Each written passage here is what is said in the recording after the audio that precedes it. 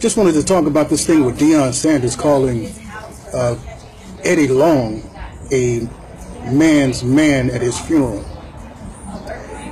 I remember Deion Sanders when I was playing ball. I was playing for the Oakland Raiders, and at the time he was playing for the Dallas Cowboys. He's a little older than I am. And my friend Darren Woodson was setting up a Bible study for me to teach at the end of practice, at the end of the scrimmage. And it was me, Darren Woodson, Deion Sanders, Herschel Walker, and several other players. We were all standing there and we was talking about the Bible study happening that night. And Deion Sanders said, "No, I'm not coming to the Bible study." He said, "I'm opening my club up tonight." The name of his club at the time was called Club 21. Deion Sanders' jersey number with the Dallas Cowboys was number 21. And so I said, "A club?" I said, "You just gave your life to the Lord, right?" He said, "Yeah." He said, "It's not." He said, "It's not going to be alcohol. We're going to drink some near beer, enjoy some music. You know, it's going to be non-alcohol drinks and stuff." I said, "Well, that's really just another worldly atmosphere, man. You know, you might as well come to Bible study." He's like, "No, man. You know, this is, you know, what we're going. People need to have something outside of church or whatever." I said, "That's not going to work." So they went that night anyway. It turns out that some people went there that night and they ended up getting involved in some kind of violence, and Deion's club, Club 21, ended up getting shut down. See, you can't bring the world's culture into the church and try to wash it up and make it something that God's going to use. It's not going to work. So instead of coming to the Bible study that night, and a lot of the players went with Deion Sanders, and I can understand why. He was famous, and they had a club kind of deal, and most of them was kind of new in the things of God, and they were kind of carnal. But then they came back to me and said, "Hey, you were right." You know, and this thing at the funeral with Deion Sanders with the sunglasses on, knowing that he's not that great an actor, he had to hide his eyes because the eyes are the windows to the soul. And I've seen Deion Sanders do his Neon Deion act for the cameras, and that type of pacing that he does and rolling his shoulders, all that stuff, that's him getting into the act. You know, and Deion Sanders, that's a shame. You should be telling people to get away from there. I don't know, did they promise you a speaking engagement to come back and some money? This stuff is terrible. I'm going to say this. I'm going to say this right here. That all these things he may be saying about Bishop may be true.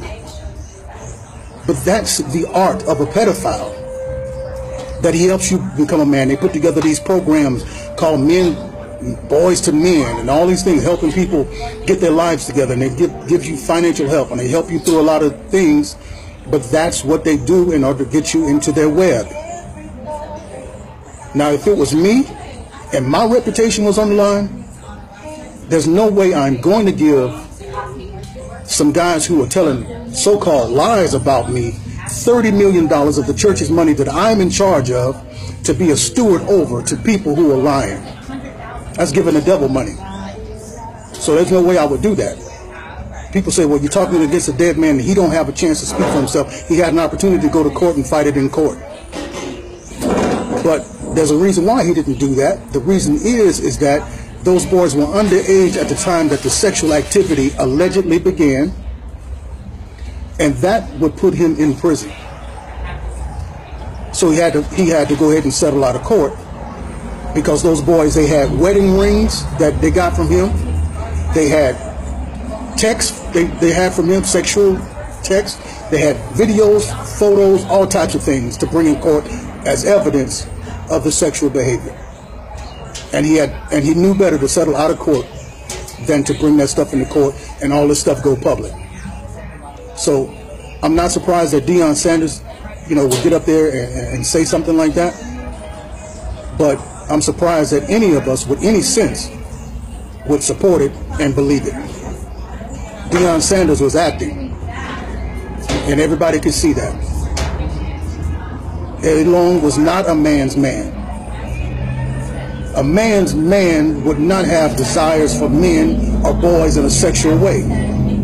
We have daughters, especially in the African American community, who needs husbands. And we don't want them boys to be conflicted in their desires for men or women to be on the DL. And so we should be upset when these things come out. And the church needs to lift its voice when these types of things happen and say we are against this type of activity. I'm Pastor Jerome. Subscribe and share to my page. Love to share the word of God with you. Love to talk with you. Blessings.